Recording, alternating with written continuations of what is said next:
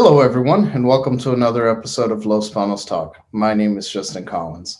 Moments ago, on the night of June 4th, about 9:20 p.m., a Riggs ambulance struck and hit a child riding a bicycle. I'll give you all the details in just a moment, right after a brief message from our sponsor. Do you have a home full of stuff you need to sell? Furniture, fine art, antiques, collectibles, vehicles, even everyday household items.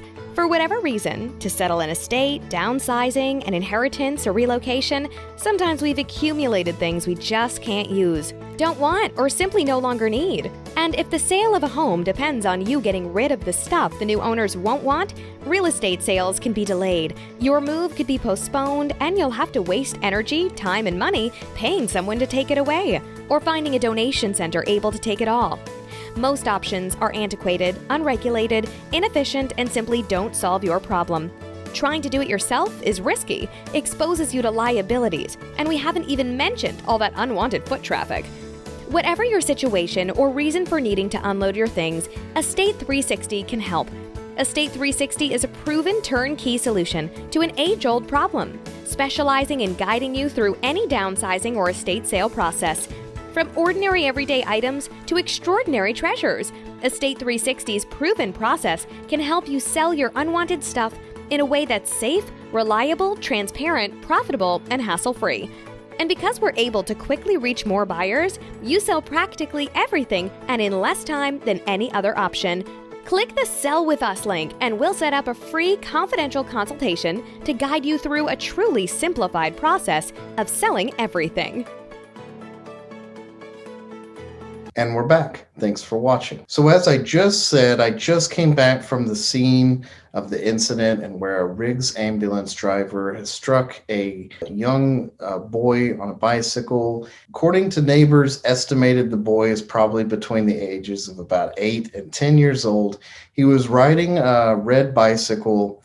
It was very dark outside. There's one light over that particular intersection. This incident occurred at the corner of Peachwood Court and Beechwood Drive. Fortunately, one of my informants sent me a picture of the incident as it happened because as I arrived on scene, the vehicles had already been cleared out of the way. I interviewed neighbors around the area and one eyewitness to the incident, and this is basically the story that I got. The young boy is believed to be between the ages of 8 and 10. A fairly young child, and I got conflicting ages. But needless to say, the child was riding the bike in the intersection. He was not wearing a helmet, and he was wearing all dark clothing, and his bike had no reflectors. The bike actually wasn't damaged that bad, and it seems as though the ambulance wasn't driving that fast, as all the witness reported the same thing, that the lights and sirens were not on prior to the hit.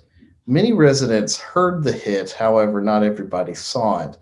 One resident who did saw it described it to me in detail. Essentially, the boy got hit. His bike went under the ambulance, but the boy managed to kind of jump out of the way and onto the grass. So the boy did not wind up under the ambulance, according to witnesses. The boy then was crying over and over in Spanish, "My leg hurts, my leg." And I also was told that the boy did not want to go to the hospital, but I believe was made to go to the hospital.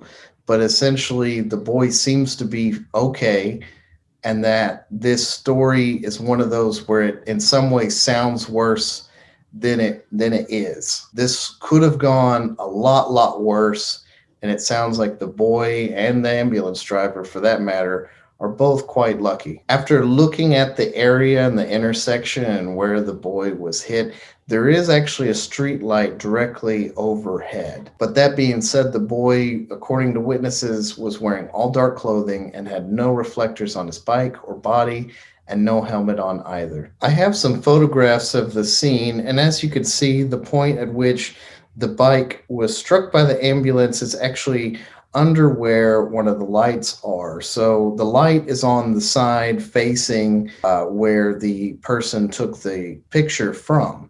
But there's a light right there at that corner.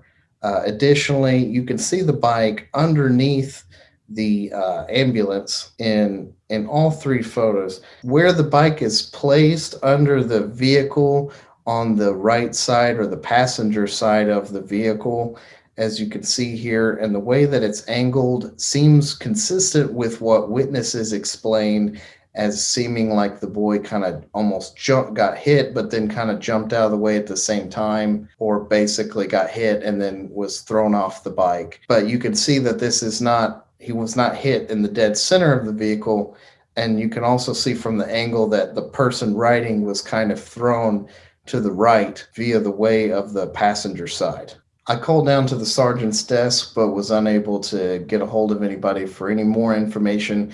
I spoke with officers on scene, but they weren't comfortable with sharing too many details regarding this incident directly. However, it seems from what I was able to gather from witnesses and photographs that this case is pretty straightforward and there's probably not going to be much more than what I've told you already. If you haven't already, please like, follow, subscribe to Los Banos Talk.